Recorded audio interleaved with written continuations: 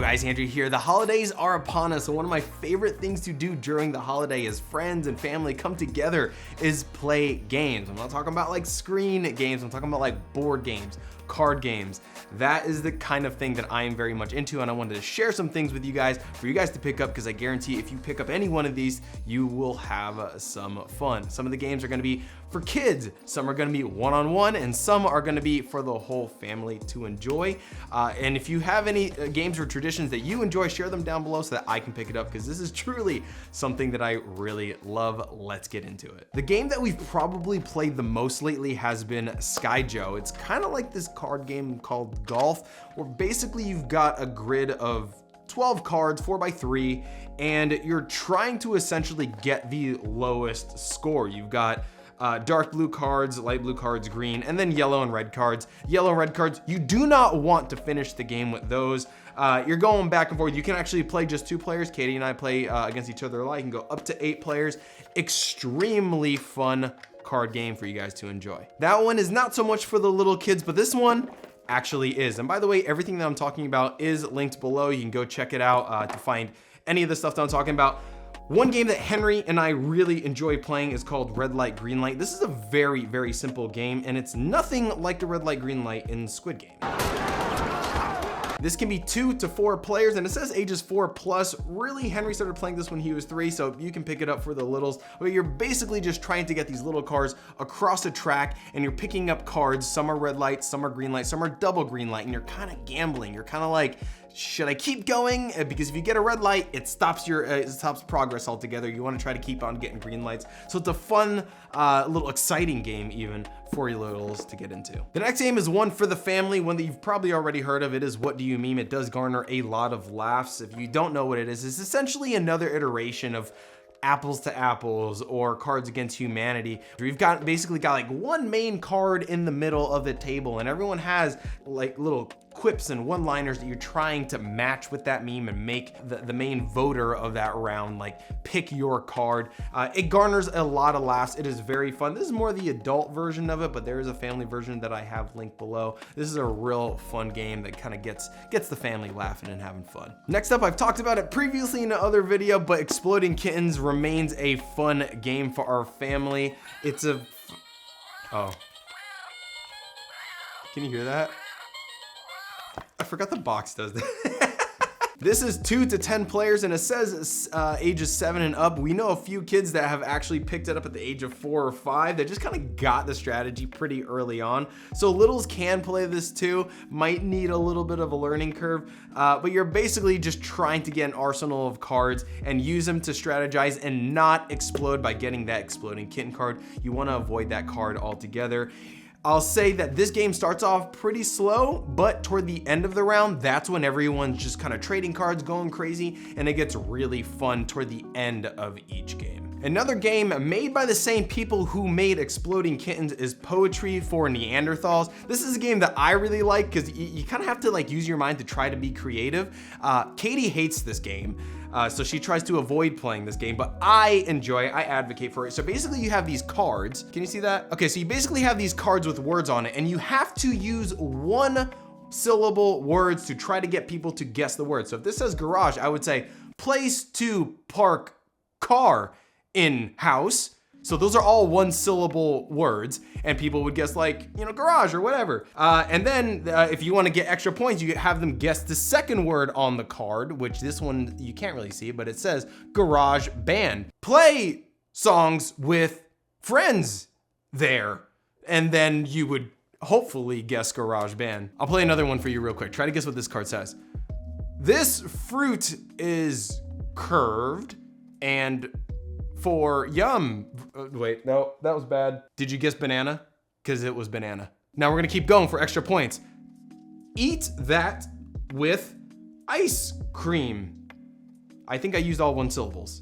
Can you get that? It was banana split. That was the card for extra points. Anyway, Poetry for Neanderthals, really fun. Not so much for the littles, but for families, big families, get at least, you know, 4 people. This is great. Next, another game to pick up for your littles is Count Your Chickens. It's 2 to 4 players for ages 3 and up, and it's a different kind of game because you are working with your little one to win the game. So if you guys lose, which you don't often do, like you lose together, but when you win together. You're basically just trying to go up a path and collect all these little chicks and just collect all the chickens and get them back into the pen. It's very simple, but your little will want to just play over and over and over again. Next up is a game that, I'll be honest, it's kind of hard to learn. It's called Azul, but once you get it, it's really fun. Katie and I play it often, but we had to go on YouTube and look up some tutorials and be like, wait, what? Like, are we doing it right? But once you get it, you get it. It is very fun. You're basically just trying to get a bunch of tiles in a certain order, fill out this board with your tiles and collect as many points as possible. I don't know, it's just enjoyable. It's kind of a pretty game to play too. Another one that garners a lot of laughs is Telestrations. Again, this is another one that I really like and Katie hates because Katie sucks at drawing. And when you play with people who suck at drawing, it makes this game way more fun, but it's basically like a combination of telephone and Pictionary. You know how telephone where you like start, you tell someone a phrase and that person tells the next person the phrase and it just keeps on going. And by the end, that phrase is basically a completely different iteration of what it started as. That's basically what Telestrations is. And one of my favorite examples of how bad it got was when I started once, I started with Animal Cracker. So I drew a giraffe and a cracker, thinking animal cracker. She should be able to get this. And Katie basically took it in a completely different direction and it just got really funny over time. Telestrations is a great family game. It says 8+, you can play it with your littles, and it gets kind of out of hand when you play it with little kids. Still fun.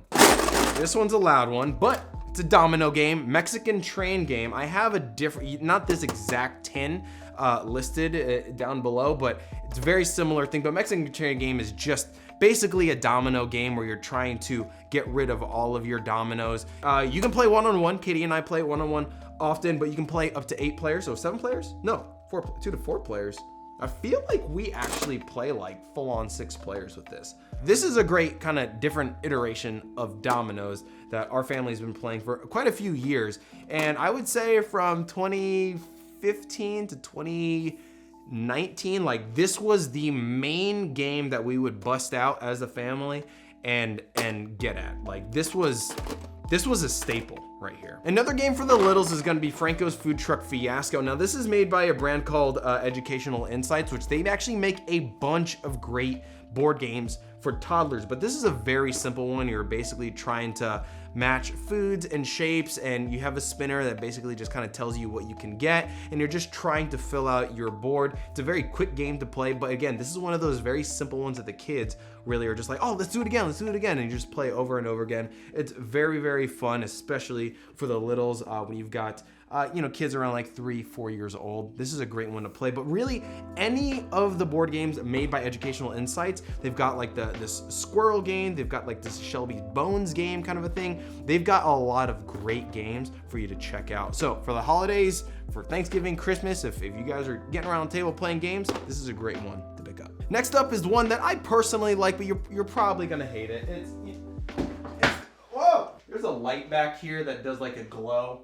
It's the Pokemon Battle Academy. I'm not gonna dive too much into it. I made a whole video about how I'm into Pokemon cards right now, but this is a very fun game. If you just take away like the little Pikachu Pokemon characters and you think about just pure like math, strategy, numbers, this game really gets your mind thinking and using the cards to strategize and kind of like screw over your opponent. It is an extremely fun mind twist of a game if you really get into it. The last one is this is a classic, one that I kind of forgot about, but Henry and I, we've actually been getting back into it, and it's Guess Who. It's a really simple game. You probably already know the rules. I haven't played it since my youth, but they've kind of changed it. They've diversified the people a little bit. You know, they got Puerto Ricans, I don't know, but it's fun. You know what it is. It's Guess Who. Go ahead, pick it up. Everything's linked below. Anyway, that's all I've got for you guys. The time that we uploaded this video is during the holidays, but again, these games can be picked up any time of the year and can be enjoyed with friends, family, and your littles. So go down into the description below and check them out. And also, if you have any other games that you really enjoy, please comment them down below and let me know, because this is my thing. We spend money on games. Like this is what we buy. Go ahead, comment down below, let me know what you like. If you found this video helpful, hit that like button down there. It looks like a thumbs up for more videos and reviews for young families. Please consider subscribing to our YouTube channel. Thanks for watching this video and come back for the next one. God bless. Later.